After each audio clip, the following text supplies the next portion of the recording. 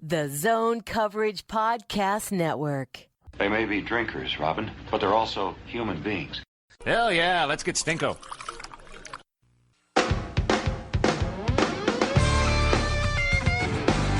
This is the Giles and the Goalie podcast as part of the Zone Coverage Podcast Network.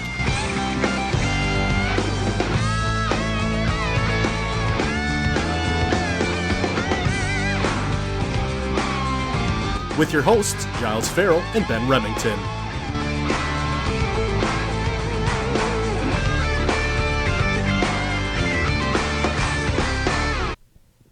Welcome, Giles and the Goalie podcast. We're back. Yay. If you didn't notice, and by the looks of it, no one noticed. We took a week off. Wasn't a planned week off. It just kind of shook out that way with everything going on in life. And, well, we figured we'd get back at it this week and record in studio because, gosh darn it, the coronavirus is probably going to hit us at some point. So we have to cherish our in-person recordings. Just keep the door closed. Yeah, that's true. There's plenty of toilet paper in here.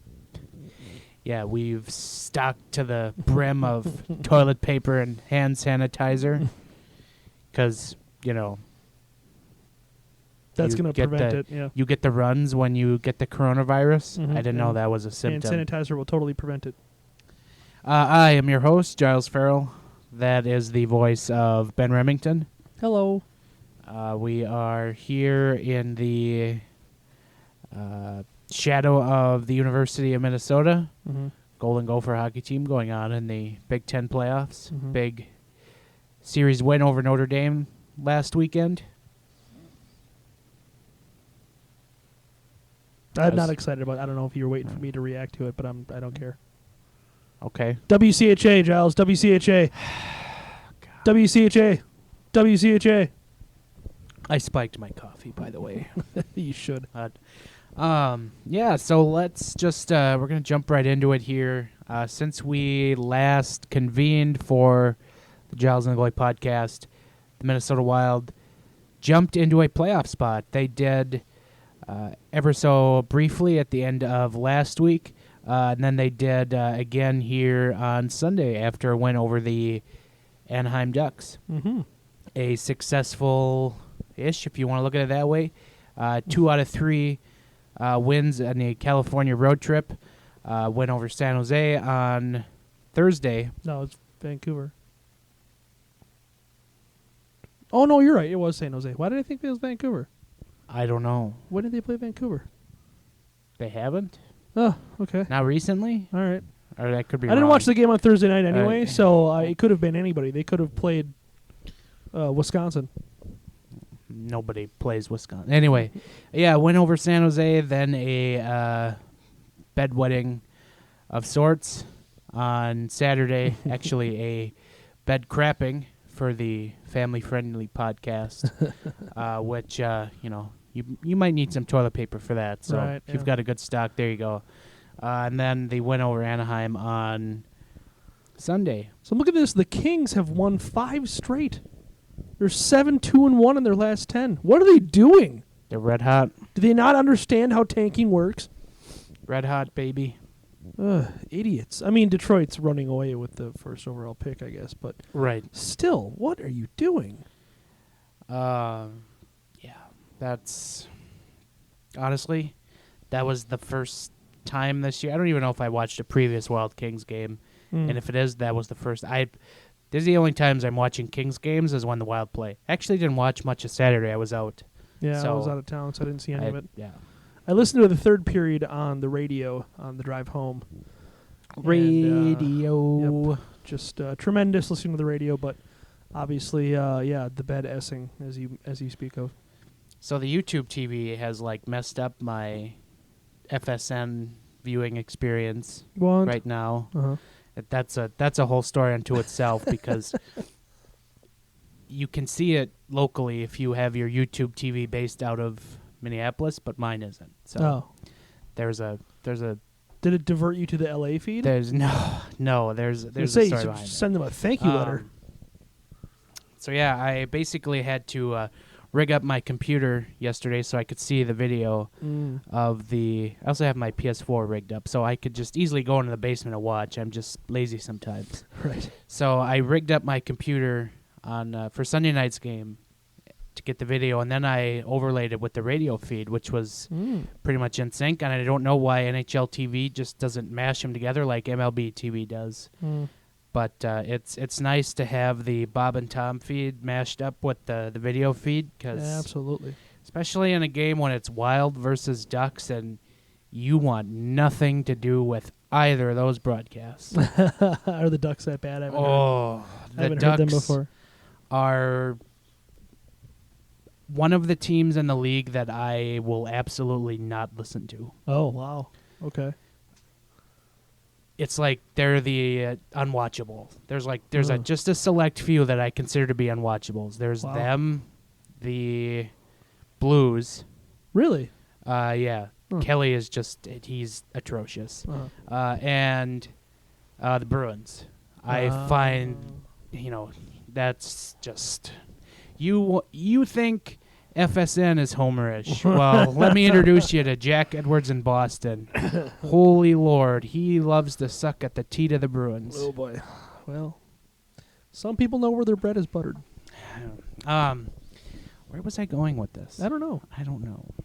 Anyway, the Wild had a good road trip, and they now return home. They actually have a few days off. They don't play till Thursday. Yeah. And then they play our Golden Knights. Yes. Who are world beaters right now Uh-huh. at XL Energy Center on Thursday. Mm-hmm. But as we sit here and record on Monday afternoon, your Minnesota Wild are not only holder of a playoff spot, they are holder of the top wild card spot in the Western Conference, which means if the playoffs started today, the Minnesota Wild would play the Vegas Golden Knights. They would flip over into the Pacific Division portion of the Western Conference bracket and play our Golden Knights in the first round of the Stanley Cup playoffs, which dream matchup for just about everyone. Right. Them, us, Sure. and we're obviously such an important entity in the cog that it's just huge for us. We're but still working on getting sent out there to cover that series if it happens. Yeah, we're working on the budget. Cough, Tom, cough. Actually, I looked this up over the weekend, and we have plans that weekend, so we can't do go. Yeah. Oh man. Of course, the Stanley Cup. You want what grinds my gears? Every year, Stanley Cup playoffs. They start like April 13th, 14th, or 15th. That right there, that Wednesday they start. Oh, what did they do this year? Let's move it up. Let's move it up to April 8th. Okay. That is interesting. What falls on that weekend? Case in point, marriage ruins everything, Giles. God. Get used to it. Yeah, so don't worry, Tom Schreier. You don't have to find money in the budget to send us Let's to not rule Vegas. out going during the following week. I mean, Yeah. I'm open during the following week. Well, what'll happen is they'll play one game, have Yeah. 3 days off, Right. play another game, Another and then 3 they come days home off. for the next week. And then another 3 days off. Right. Yep. So Then a maybe, travel maybe day. the next weekend. Then 2 more days off. Right. This is assuming the coronavirus doesn't kill Oh the God, sport. yeah. Let's not go there. Yeah, that would be sweet, but I don't. I'm not holding my breath. So the Wild are still playing exceptionally well. They're getting good goaltending. Kevin Fiala continues to be a world beater. They're, rolling out 4 lines relatively with ease. And so this is a question I wanted to bring up to lead off the show: is if the Wild make the playoffs, should Dean Evason just inherit the permanent title of Minnesota Wild head coach? I don't think so. I don't think it should be that easy because, we saw this with John Torchetti where that team more or less backed into the playoffs. Well, they backed in. Yeah. They're full steam ahead right now. Well, but they did play well for a stretch under Torch. It's not like they completely crapped the bed and they had a huge cushion to work with. Yo was fired for a reason. They were barely in, if not out of the playoff race at that point in time when Yo was fired. So, swooning hard, as we might say. So I don't think Evason should be guaranteed anything. What he has done is kind of just merely maintain the status quo with the Wild. They're 7-3 in their last 10 games. Where were they at when Bruce Boudreau was fired? 7-3, I think, and 1 in their last 11 games, or something to that effect. So, and not to mention, again, as always, goaltending is the most important thing. For whatever reason, Alex Stalock has decided to be an above-average NHL goaltender for the last month, and I don't know how sustainable that is. I don't know how much he can keep that up and they can actually make the playoffs. But if he does, I don't know. I guess I don't expect Bill Guerin to look at goaltending stats when considering Dean Evason's future, but he kind of should. I mean, goaltending more or less got Bruce fired, even though they were not in a terrible spot at the time. But goaltending shouldn't win Dean Evason the job automatically. It's not like he has changed this team completely. I mean, does this team look completely different to you? There's some subtle things here or there, but does this team look completely different to you? They've still absolutely no-showed a couple of games here and there under Evason. I mean, you can make the argument that it doesn't really matter who you throw behind the bench. That's kind of my argument, yeah. I'm going to disagree, and I think he should get the job. Okay. And I think, regardless of who they play in the playoffs, they seem more poised to have a strong showing. And even if that means they lose in the first round in 6 or 7, I think he is worthy of a head coaching position. And I have some points to that effect. Oh. Number one, we rip on the NHL on this podcast time and again that it is the old boys club, the country club. Sure. There's 32 head coaches that just cycle around for 31 jobs. And that is very true. Mm-hmm. And I think it's time to infuse some fresh blood into the head coaching pasture. Because honestly, you look at what's available. Yeah, we have really good candidates out there, and we've talked about this before. You've got Peter Laviolette. You got Gerard Gallant. Mike Babcock. These are all very proven, good head coaching commodities. And you know what you're going to get. I want to roll the dice and see what you would get on a guy like Dean Evason. And Dean Evason is a guy who has been an assistant under Bruce Boudreau for quite a bit of time. Having somebody who's, studied quite often under one of the more successful head coaches in the history of the NHL, not a bad idea.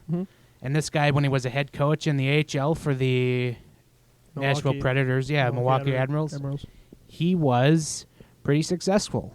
He had a playoff appearance for that team in 4 out of 6 years.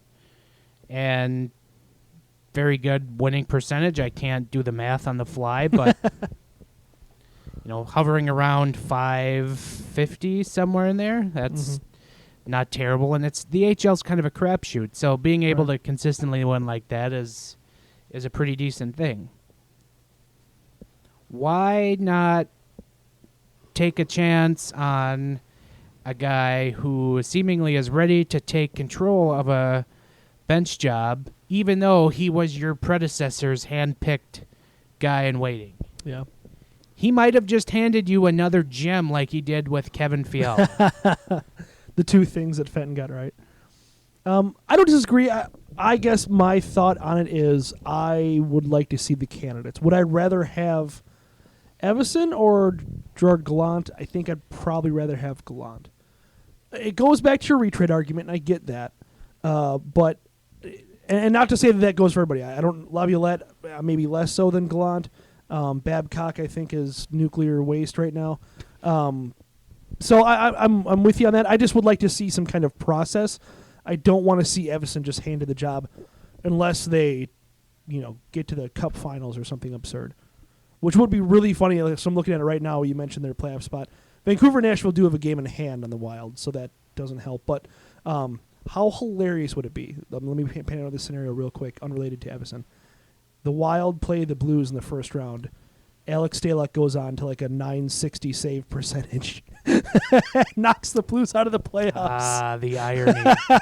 That might be the only scenario in which we would enjoy Alex Stalock. It would be. It would be. Just absolutely crush the Blues in four or five games in the first round. Who gives a crap what happens after that? But just sweet, sweet revenge on the St. Louis Blues. And I mean, think about how much that would help the drama leading up to the Winter Classic next year. Might make it watchable. Yeah, there might have to be some pretty bad blood too in that series to make the Winter Classic more watchable. Yeah, but I do look at these candidates. And again, we've talked about this. Peter Laviolette, Gerard Gallant. I could sit here and go on and on about how good of a hire those guys would be. Sure. And again, just like what they're going to be. And I'm always tired of knowing, especially when you're following like Bruce Boudreau. That's kind of a hard act to follow. True. So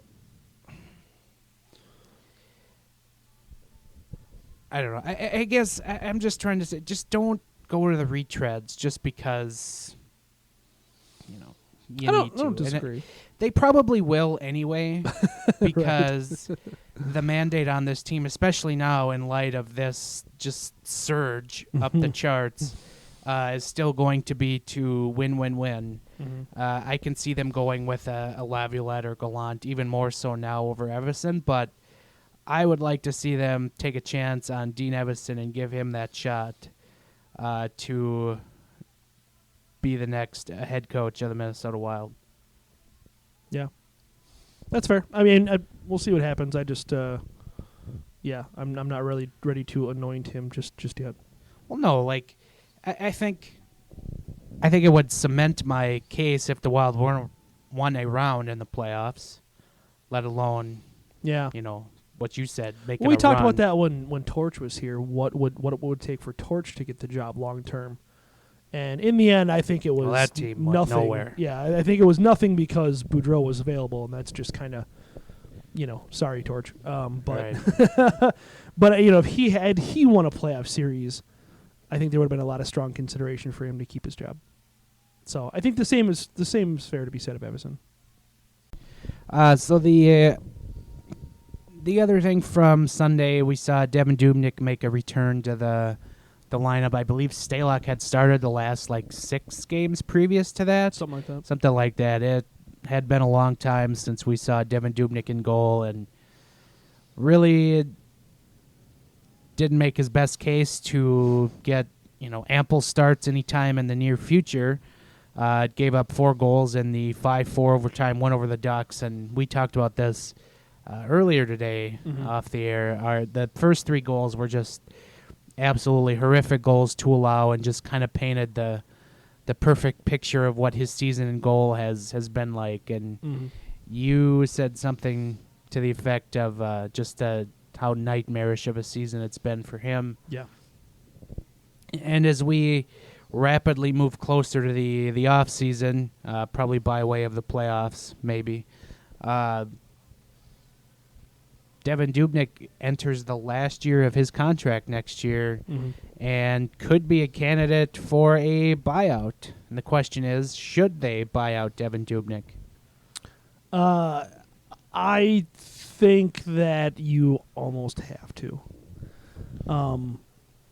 As unfortunate as it sounds, and we've been, I don't want to say we've been Dubnyk fans on the show, but we've been supporters of Dubnyk. We believed in him when there were certainly plenty of naysayers, and this season has not been a season for anybody to believe in Devan Dubnyk, and it's been very unfortunate. And certainly, the situation with his wife's health is looming large, and obviously, you can't help but to think that has caused some kind of distraction to him, in his playing time and career and whatnot. Yeah, goalies are absolute creatures of mental habits, and right.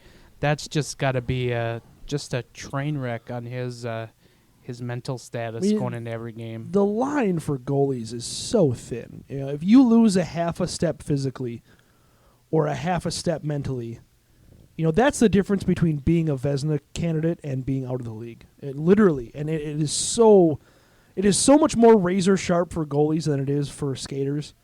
I feel like that because their game is so much more put under a microscope.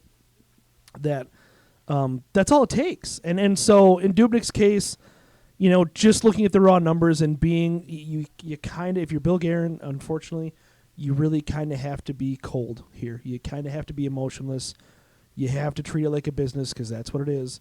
You've got Dubnyk. He's got a $4.3 million cap hit next year in his final year. And, his contract was set up to be somewhat buyout friendly by Chuck Fletcher. And it's low salary remaining to only $2.5 million. So the buyout would save you $1.6 million next year alone. And then it's only hurting you to the tune of $833,000 the following year, and then you're done. And so I think saving 1.6 next year, only being down 833 the following year, I hate to say it, but I would be shocked if he wasn't bought out at this point. He would have to really, really show something in the final month of the season here, and I don't think it's there for him, and maybe this is it for him. Who knows? I'm sure he'll try to catch on somewhere next year.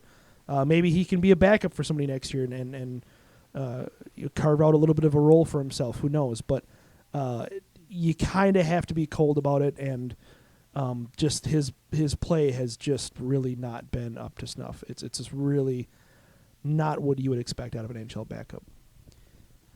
I'm not sure I would necessarily go that route yet for a buyout. I always like to take the approach, unless you're Victor Rask, of just maybe just suffer through it one more year. And I was a believer in that of the Vanek buyout. Yeah. Which they didn't stomach. They just quickly bought him out, and he just became Trade Center's most talked about commodity for the next 3 trade deadlines. I know it would save them a little bit of money on the cap, but the Wild, as we saw this last week when the NHL had their general managers meetings and it was revealed that the cap was going to be somewhere between 84 and 88 million, and when you see that number, it's always going to be the lowest number because the players the players aren't going to escalate that to the higher because then they have to pay more money into the escrow, which they absolutely hate. Right. So the Wild will have $84 million to start the season. The cap will be $84 million to start next season. Mm-hmm. And then you have the Wild, who I think were sitting around like 68. I'm looking it up right now. 68 million or something like that. Yeah, 66 million on the cap. Mm-hmm. And so 18 million in space. Right. That's with Dubnyk on the books. Right. And the only UFAs they have are Mikko Koivu and Alex Galchenyuk and Carson Soucy, who's a Group 6 UFA, but I'm guessing they'll probably re-sign him. Mm-hmm. And your 2 RFAs are Luke Cunnin, Jordan Greenway, guys who aren't going to get, exponential raises. True. Unless you're going to make some kind of big splash and bring in somebody with a big salary, which I really can't think of why, unless you're trading for somebody. I don't know why you would dip into the UFA well, because it's not at all great. They don't necessarily need to buy him out just to save money. And I would argue that I think it can only get better for Dubnyk next year. I don't. It can't get worse. You can't get worse. That's the point. You can't get worse. True. And say he gets everything like sorted out over the summer and he comes back with a clear head and he's ready to go, then you'll get maybe decent goaltending from him. Mm-hmm. And I think the further damning part of this discussion is that we just kind of painted Alex Stalock into the lineup next year because he's pretty much guaranteed himself a spot in next year's lineup. He really has, and the credit to him, like we said, he's played incredibly in the last month or so, especially at home. He's been great all season. Still not a huge believer of him long term. But if he wants to keep this up, then obviously I'm fine with it. And going into next season, you kind of have to just hope that he does, especially if you buy out Dubnyk. Then you really can't do anything with Stalock. If you don't do something with Dubnyk, then that gives you a little more flexibility to do something with Stalock. But I mean, his contract isn't expensive; it's $800,000. So I mean, keeping Stalock around is really kind of a no-brainer if he continues to play this well. Which at this point, obviously, I think is kind of it's kind of a done deal. He's going to be back next year. It's not like they're going to buy him out now. Yeah, if they're going to buy out anybody, it's going to be Dubnyk. So. Just real quick, here's a quick list of UFA goaltenders for this summer. Braden Holtby, Corey Crawford, Robin Lehner, Craig Anderson, and Jimmy Howard, Jacob Markstrom, Thomas Greiss, Cam Talbot, Yaroslav Halak, Anton Kuo. I mean, you've got some decent names, actually. And so I think that there's something that can be actually done about the Wild's goaltending situation, which is exactly what they need. Even if Stalock is playing this well, bringing in someone else to be that 1A, 1B kind of thing, even if you believe that Stalock is a 1 at this point, which is maybe a touch foolish, that's exactly what they need. So, and that's why I think, and don't get me wrong, I think they can eat the cost of Devan Dubnyk next season. I'm agreeing with you there. They have no problem with eating the cost of him, but, I mean, it might just come down to a roster spot, really. Or I mean, either that or you ask him if he wants to go down to Iowa, which I don't think is probably in his interest. So that's what you're looking at. The only acceptable reasoning for buying out Dubnyk that I'm going to take at this point is if you want to give that spot to Kaapo Kähkönen. I don't know that he's... That would be the only acceptable point for buying out. You listed those free agents. Mm-hmm. Robin Lehner is probably going to demand a very large contract next year. Sure. Corey Crawford, I think his name will probably get a decent contract that you probably don't want to pay to him at this point. Agreed. Braden Holtby, he's had a horrific year. Yeah. And unless he wants to take a 1-year deal to try and recoup some value and then cash in, which I don't see happening, mm-hmm. You're not going to pay him what he wants. And honestly, the goaltending market is probably going to be pretty inflated for trading for a goaltender, unless you really want to take a run at Matt Murray in Pittsburgh, which... He's an RFA, so that's tough. Also having a bad year. Right. So you're going to take a gamble on some goaltender anyway. So you might as well just take a gamble on Dubnyk, who you already have in-house, and you're probably going to pay less than... You mean Kähkönen? Sorry. No, Dubnyk. Oh. You were just saying that you would only send Dubnyk down for Kähkönen. Right. Gotcha. So if you're going to give but then Kähkönen you've got a spot... three goalies on the roster. If you're going to give Kähkönen a spot, then sure. I'd be fine with buying out Dubnyk. But otherwise, my point is... You're going to gamble on some goaltender who's coming off a bad year, so you might as well just gamble on the one that you got sitting in your own house. That's fair. Well, not necessarily, because Leonard's not coming off of a bad year. And okay, but are you going to pay him Halak, the gobs of money he wants? Halak isn't coming off a bad year. And you're right, gobs of money, you're right. But that's something you need to navigate in free agency as a GM. I think that you have to improve the goaltending situation with this team. And letting Devan Dubnyk sit there and just rolling the dice on him being good again is not improving the goaltending situation with the team. I'll listen to the thing about Kähkönen. He's actually having a good year in Iowa. 927 save percentage, 2.07 now he's goals hurt. Against average. Yeah, now he's and hurt. The other so bad it's part well, about the Wild and Stalock being so good here in the last month and change is that it's completely railroaded a chance of Kähkönen getting any kind of look here to end the season. Yeah. Especially now he's hurt. Yeah, Sounds like he's done for the year. And for those of you Gopher fans out there wondering about Matt Robson, he's having a pretty bad year in Iowa. So yeah, don't look at his numbers. Nope. Robin Lehner will be at 29 next year, and going to demand a large contract. Bobrovsky contract. Somehow he was only signed to a 1-year, $5 million cap hit. But I'm going to take a wager that he's going to get several years at several more millions per year. It'd be interesting to see what the Evolving Wild folks have him. Yeah, at. their free agent projections are always wonderfully useful, and I would very much appreciate that. Yeah, right Leonard now. made $5 million this year for whatever reason. For whatever reason, it was only a 1-year deal, which is kind of the Right. surprising part. But $5 million, that's just a shade more than what Dubnyk makes. So, I mean, 3 of the last 4 years, he's pushing a save percentage of .920 or higher. Yeah. And that's very good. So somebody is going to give him money, but I don't want to be that team. you can't be scared of taking chances on free agents if you have the space, Giles. This is what you have cap space for, to fix problems with your team. Well, I'm sorry, I have PTSD from all the free agent signings that this team has made previously. That's totally fair.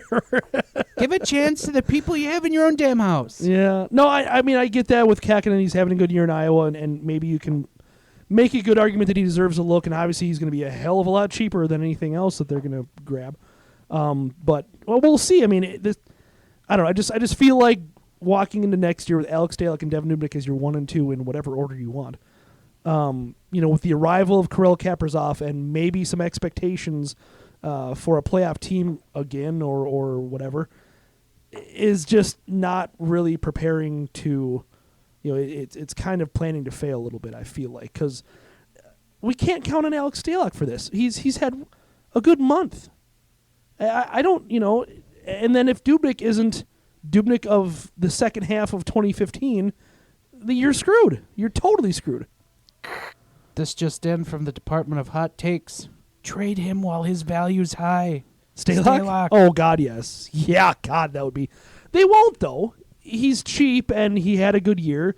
Imagine the kind of value you can get for somebody. It's shiny toy syndrome. They're going to be like, oh, my God, he's going to be our number 1 next year. It's going to be great. Yeah, some crotchety old hockey man is going to see the shiny toy value in Alex Stalock. I wish. Because I don't buy this long term, but that's just us kind of perpetually hating on Stalock, and we've got egg on our face right now, but I'm still not betting on it long term. All right, so the Wild are playing well. Speaking of also playing well, first round draft pick Matt Boldi has been on a tear really since the turn of the calendar. From 2019 to 2020, Matt Boldi has been incredibly good for Boston College. And, I will admit loudly and proudly that I was on the Boldi bandwagon from the moment his name was called. I was not, and I'm not afraid to say that. I actually wrote it. It's written. Yeah, no, I remember that. But I never hated on Boldy, and I tried to make that clear because there's lots of folks that hated on Boldy because they preferred Cole Caulfield. I preferred Cole Caulfield, but I still thought that Boldy was a perfectly fine, totally good pick. I just didn't like how Fenton got there. The fact that he picked Boldy because he was 4 inches or 6 inches taller than Cole Caulfield, which I thought was ridiculous. But no, it's good. Obviously, I mean, he got off to a slow start, and that begat all sorts of hot takes from the worst writers in the Wild blogosphere, one specifically. But yeah, it just it's really good to see that, and hopefully, I don't know, should we see if he'll come out after 1 year? Will that make Jim Matheson too upset? No, he won't. 23 points in 19 games for Matt Boldi after a horrifically slow start, which I believe he just had, what was that? He had 2 goals in his first 2 games, then he went without a point in the next 12 out of 13. But, yeah, 23 points in the last 19 games. He's been playing on a line with a Colorado draft pick, Alex Newhook, and they have been world beaters. Last weekend there was a question asked to the Boston College coach. I think it's Jerry York, if I'm not mistaken. He just basically praised, Matt Boldy for kind of, keeping a clear head and just continuing to work with it, and a bunch of the hockey phrases. But I'm writing about this week, and maybe even while you're listening to this, you might be able to read this on Zone Coverage. But that slow start that he had, where everyone was just firing the hottest of takes into the atmosphere. You need to eat crow now, because Matt Boldy is very good, and you're going to see it one way or another. And yes, Cole Caulfield had a good season at the University of the State to the East. Mm-hmm. But I'm still of the belief Matt Boldy will be the wiser pick once all is said and done. And it's just something I felt worth noting and even writing about, because I don't think enough people have paid attention to the fact that Matt Boldy has gone on an absolute tear since the turn of the calendar. I think people looked at his stat line somewhere over the holidays while talking to their decrepit relatives about the Wild, and they just kind of gave up. So just as my part of being informative to the masses, I just want everyone to know that Matt Boldy is in good standing once again as one of the best prospects the Wild have. Hashtag actually good. Yeah. Gotcha. He's very good. Yeah, it's good to see. It was a good pick, and lots of folks, especially those who did some pre-draft scouting, unlike myself, really liked the pick. So it was, nobody reads it anyway. So it was a good pick, and it's good to see that one panning out, because Lord knows Philip Johansson isn't carrying the weight of the first round Wild pick anytime soon. I was on a podcast a couple weeks ago, and I got asked about Philip Johansson, and I had completely forgotten about him. What other podcast he was this? was not. What even podultery were you committing? Game On podcast. What is that? I don't know. I'm not familiar. They reached out, and I was like, sure, I got some time, and jumped on and talked about the Wild. So they asked you about Philip Johansson? Yeah. Why the hell would they do that? Was this a Swedish podcast? No. I mean, okay. It's fine that he asked. It was probably a good reminder for me that he's still there. They're talking about the draft. Okay. Yeah. So that just goes to show how out of sight, out of mind he is. Yeah, at this I know. Juncture. Yeah, Matt Boldy doing good. Kirill Kaprizov doing good. I'm writing about him now. Indeed. On a weekly basis. That's probably good. Because people just ingest that content. God, they take it in quicker than hand sanitizer at this point. Seymour. It was a great reference, wasn't it? I just thought of the 22 short films about Springfield episode with the steamed hams.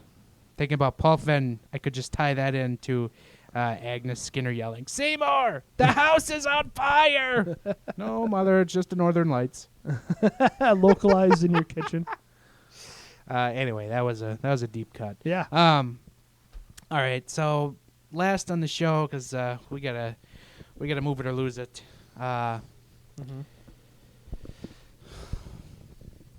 Is the mailbag? I don't know if I said that, but let's see here. We did put a mailbag out on our Twitter account and on our Facebook. I don't think the Facebook got any hits, but I'll check it anyway. It's too bad.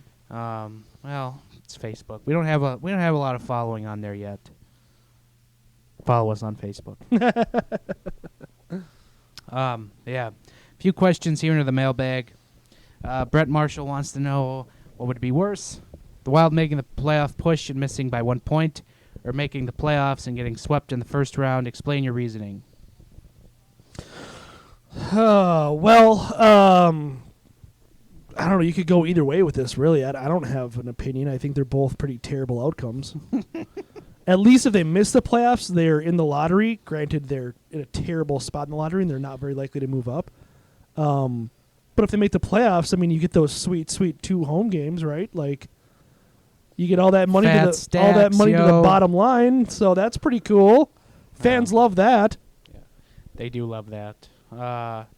Yeah, they get to chant "Let's Go Wild" Yep. a couple more home We games. might even play crowd chant a You know, time or two. Yeah. Hell yeah. They get to score. Hell yeah. Mm-hmm. Play that sweet, sweet music. You know, if you love your 80s rock, you can just go to the game and jam out. I honestly, I would say missing by 1 point because you still have the chance at the draft lottery, even though it's slim. But it would just, I don't know, it would just be funnier that way to me. But That's fair. and then we did have this written down as a topic. I just forgot about it. But Brett does ask thoughts on the throwback jersey rumored to be North Star's colors. Oh my goodness. We've disagreed for almost all of this show, but we are coming back together when it comes to the sacred topic of jerseys. Just let them die. I could hear your aneurysm when God. I shared that with you. No, and I think again we shouldn't have to preface this, but we will. Both of us very, very much love the North Stars jerseys. Should I find a way to drop in the jersey cue? You could, yeah.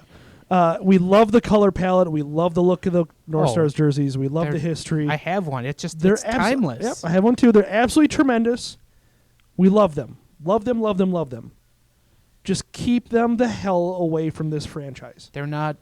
While they're not the North Stars, This is they're not the the same. North Stars. And furthermore, introducing a color palette that is completely different and completely not from this franchise at all is Right. not a smart thing to do for a hockey team. No. It just never looks good. And so you can kind of mix and match color palettes if you really want to. If you're the LA Kings, you go back to the Foreign Blues. That's history. Right. If But it's you're part of their history. Right. If you're the Canucks, you go back to the Flying Skate. That's part of your history. If you're the Coyotes, you go back to the Kachina Coyote. That's part of your history. The North Stars are not part of the Wild history.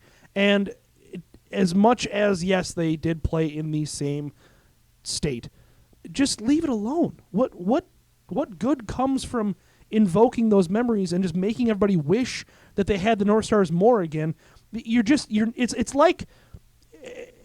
like fawning over an old ex. You're just like, you need to give it up at some point. And in 6 years, the Wild are going to be the longer tenured team in the state anyway. At that point, are we still going to fawn over the North Stars like they're forever Minnesota's team? You're just causing yourself more pain. You're just looking at your ex's Instagram. It's not healthy. No, and that was the point I was going to make. It just fawning over an ex is just, the longer you do, the longer it just comes back to bite you. It just hurts you. There's only one way it ends, and with a restraining order. And that's pretty much the alley we're going down here. Is there's going to be a restraining order filed against the Wild? Well, and not to mention, and they're going to be right, but Dallas Stars fans are just going to have an absolute hand-wringing party over this. Well, and I'll give them, and they're right I'll give to. them this, right? And the Wild previously got to wear the North Stars for their alumni game at the Stadium Series a few years ago. Mm-hmm. And that was fine because the Wild don't have much of an alumni status for It's tough when you their play team 12 yet, years. right. You know? And so, yeah, they let that, especially when you're playing the Blackhawks, let the North Stars alumni come out and play the Right. Blackhawks. Let the 50-somethings have their, loins tingling over the old brawls at Met Center or Chicago Stadium. Secord sucks. Yeah, let them have that. This is completely different. This is something the Minnesota Wild would wear in an actual NHL game in the year 2020. And I'm looking up at the poster behind you of a Wild uniform and imagining a North Stars color palette on there, and it's not good. Don't do it. Stay away. Find something else. If you need consultants, we're available for a very low rate. We can come up with something better than this. Yeah. Don't do this. And it seems like the league is going to like a throwback method for every team, which is fine. Just Go back to those. Go Yeah. back to the inaugural season jerseys you wore. Well, and all of these throwbacks are going to be faux backs anyway. Right, because None of Adidas them- is going to paste their crap into there Right. somehow. None of them are going to be historically accurate, so you don't have to be historically accurate. You don't have to wear the Wild's inaugural jerseys with the jagged, scary numbers. You can do whatever the hell you want. You can make a jersey look like it's retro, even though the team didn't start until freaking 2000. You can do that. It's allowed. My heart rate has just spiked, so my watch beeped at me. Oh, this got me going. Do you see that episode of That 70s Show where Red is wearing a heart monitor? And Eric's sitting downstairs, and all of a sudden he hears his dad heart monitor beeping, and it's because Red and Kitty are upstairs. He's just like, oh, gross, and he runs downstairs. All right, next question. Chuck Jones asks a couple, what happens to Dubnyk after this year? We kind of hit on that. We certainly did. What happens to Stalock? Well, we pretty much hit on that too. I'd say I guarantee he's staying. I don't. Right. As much as your idea of dealing him is great, I just don't see that happening, unfortunately. And Right. and Dubnyk, I think both of us had pretty compelling arguments. Right. That will be one of the more interesting storylines to the offseason.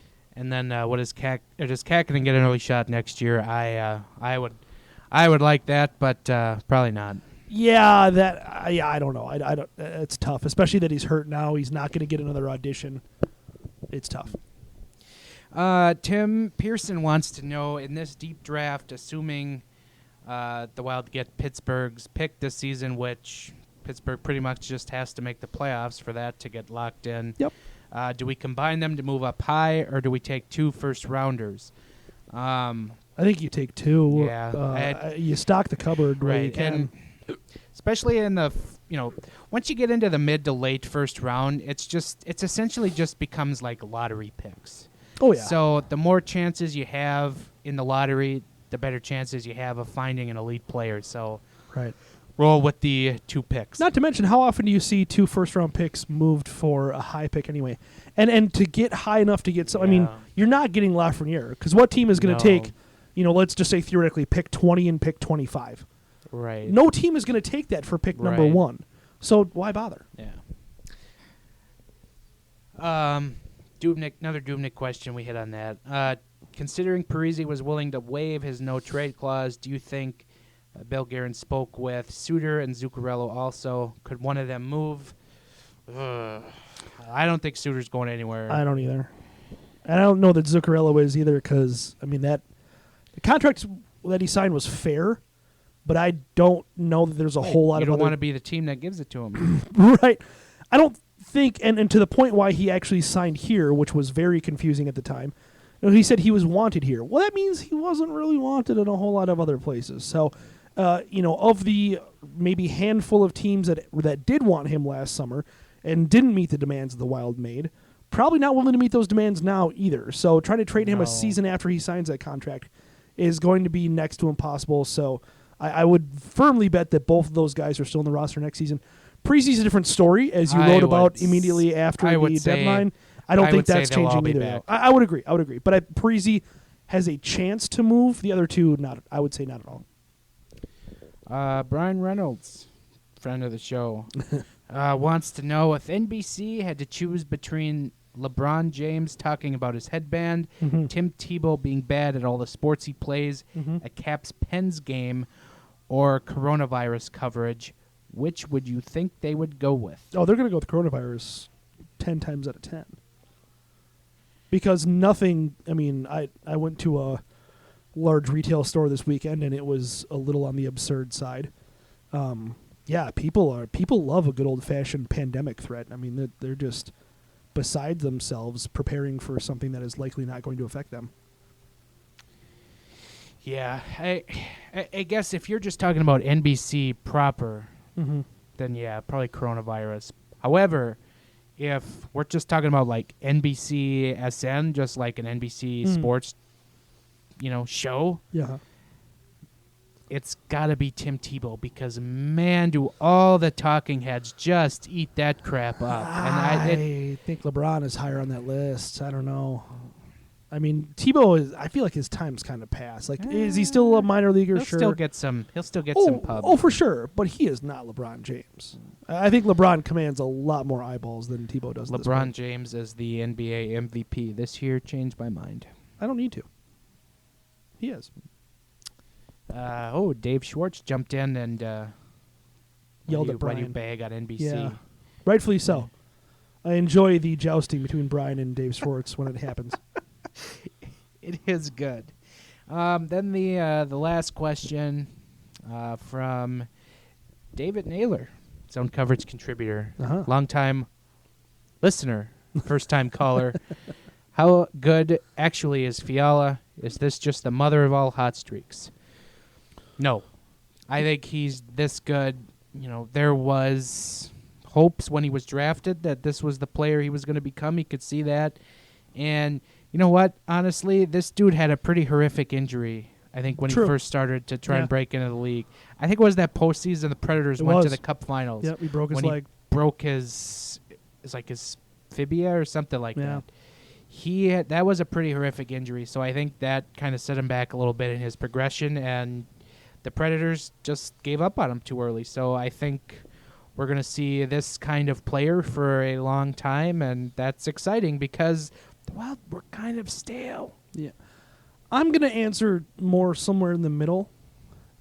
This is a hot streak, but it's not the mother of all hot streaks, and I think that he's going to be capable of hot streaks like this. I mean, he's, if you count February, he's on pace for like a 70-goal season or something like that.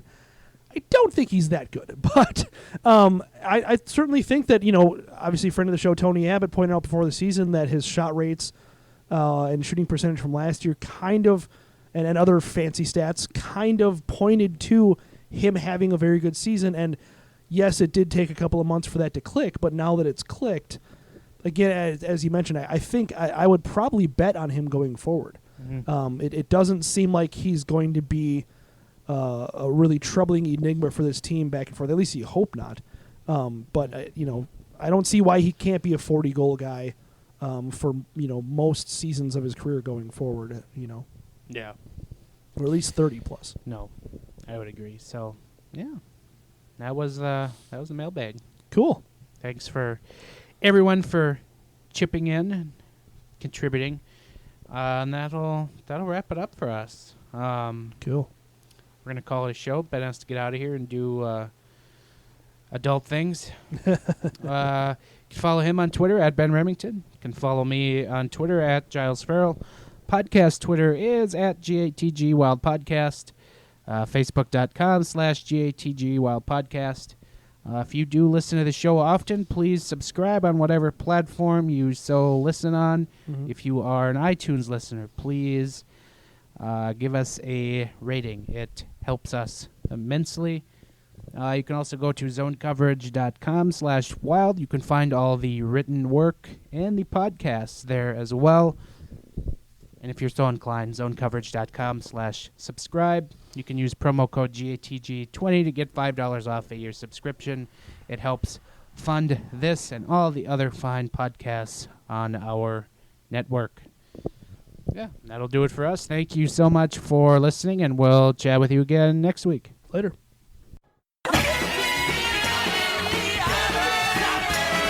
Thank you for listening to another episode of the Gill and the Goaltender podcast.